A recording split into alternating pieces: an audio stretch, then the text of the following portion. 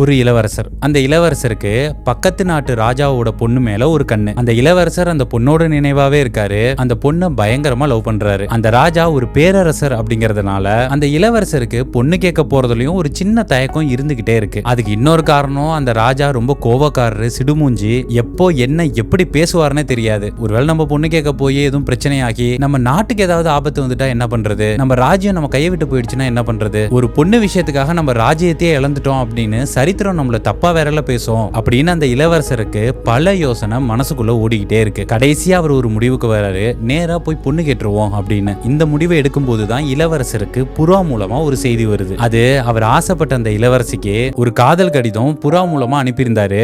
அதுக்கு வந்த பதில் தான் அது. இளவரசரும் ரொம்ப ஆசையோட மகிழ்ச்சியோட அந்த கடிதத்தை பிரிச்சு பாக்குறாரு. அதுல இளவரசி தன்னுடைய சம்மதத்தை எழுதுனது மட்டும் இல்லாம, நீங்க தைரியமா என்ன பொண்ணு கேட்டுவாங்க, பேருக்கு ராஜாவை சந்திச்சுட்டு மரியாதை செலுத்திட்டு போங்க, மத்த நடக்க வேண்டிய விஷயங்களை எல்லாத்தையும் நான் இங்க இருந்து பாத்துக்கிறேன் அப்படின்னு அதுல எழுதி இருக்கு. இத பார்த்த இளவரசருக்கும் பயங்கர சந்தோஷம். அவர் இன்னும் துணிச்சலோட, முடிவோட, பல வகை சீர்வரிசையோட, நிறைய தங்க வைர வைடூரிய ஆபரணங்களோட அந்த அரசரை போய் சந்திக்கிறாரு. இந்த இளவரசர் அந்த ராஜாவை வணங்கிட்டு விஷயத்த சொன்னதும் அந்த ராஜா கோவத்துல எழுந்து, உனக்கு என்ன தகுதி இருக்கு என் மகளை கட்டிக்கிறதுக்கு அப்படின்னு தகாத வார்த்தையால அந்த இளவரசரை அவமானப்படுத்துறாரு. இளவரசர் கூட வந்த மந்திரிகள்லாம் என்ன நம்ம இளவரசர் இப்படி பேசுறாங்கன்னு வாழ வேகமா கோவத்துல எடுக்கிறாங்க. இளவரசர் அப்படிலாம் செய்யாதீங்க, தப்பு அப்படின்னு அவங்கள அடக்குறாரு. ராஜாவோட கோபம் இன்னும் அதிகரிக்குது. இப்போ இந்த இளவரசர் ராஜா கிட்ட சொல்றாரு, அரசே, உங்க பொண்ணு பிடிச்சிருந்ததுனால நான் உங்ககிட்ட வந்து பொண்ணு கேட்டேன். அவங்கள நான் பத்திரமா பாத்துப்பேன். ஒருவேளை உங்களுக்கு இதுல உடன்பாடு இல்லைன்னா விட்டுருங்க. நான் உங்ககிட்ட இப்படி வந்து கேட்டது உங்களுக்கு அவமரியாதையா தெரிஞ்சிச்சுன்னா என்ன மன்னிச்சிடுங்க. அப்படி பயங்கரமா கோவப்பட்டு கத்துன அரசர் கிட்ட